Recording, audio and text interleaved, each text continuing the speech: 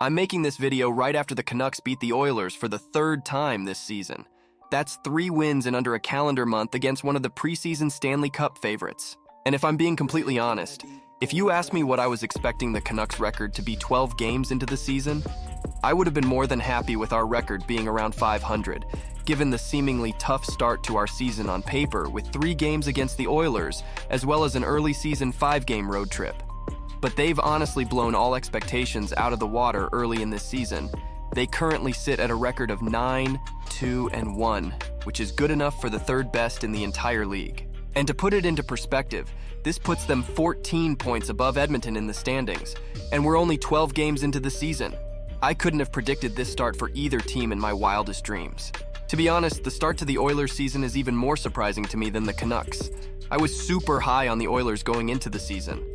I thought their addition of Ekholm at the deadline last season really bolstered their back end, and I was a big fan of their depth additions up front as well with guys like Connor Brown.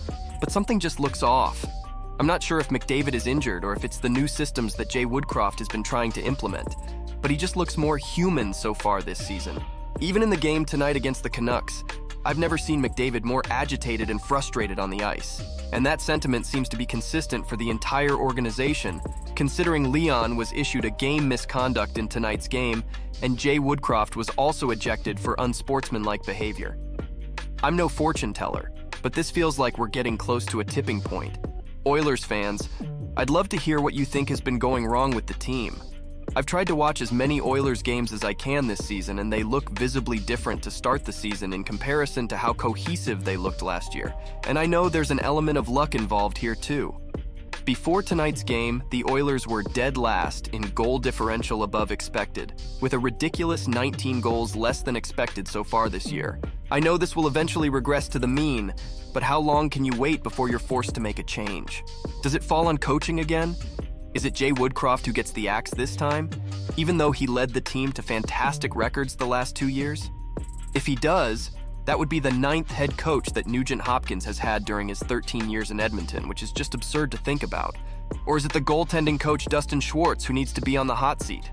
Considering both Campbell and Skinner have been abysmal to start the season. I don't know what the solution is, to be honest, but I really do hope if McDavid is playing hurt, he's able to take some time to fully rehab and return to his dominant form from last year. The league is much more fun to follow when you have Inhuman McDavid highlights to watch every other night. As for the Canucks, man, where do I even start? I recognize that looking at advanced stats, they look like they're due for a significant regression, considering they led the league in goal differential above expected before tonight's game.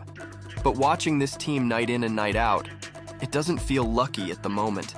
Some of these wins have been downright surgical, like the one against the Dallas Stars a few nights ago. They really are passing the eye test for me right now, and I absolutely recognize that this record pace is in no way sustainable. I know they're not going to finish the season with 130 points, but at least a playoff spot, I'm really starting to believe, which I know is a recipe for disaster as a Canucks fan.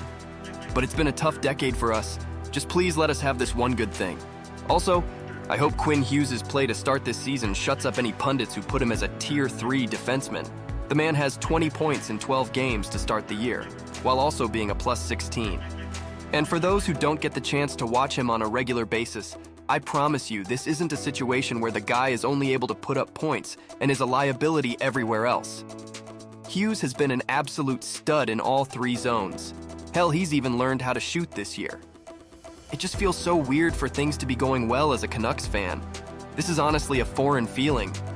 And it's even more weird because it seems like everything in the organization is going well, not just the big club.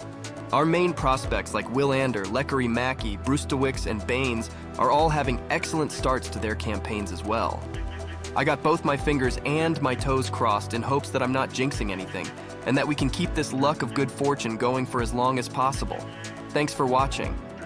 I hope you enjoyed this video and stick around for more by subscribing. Have a great day.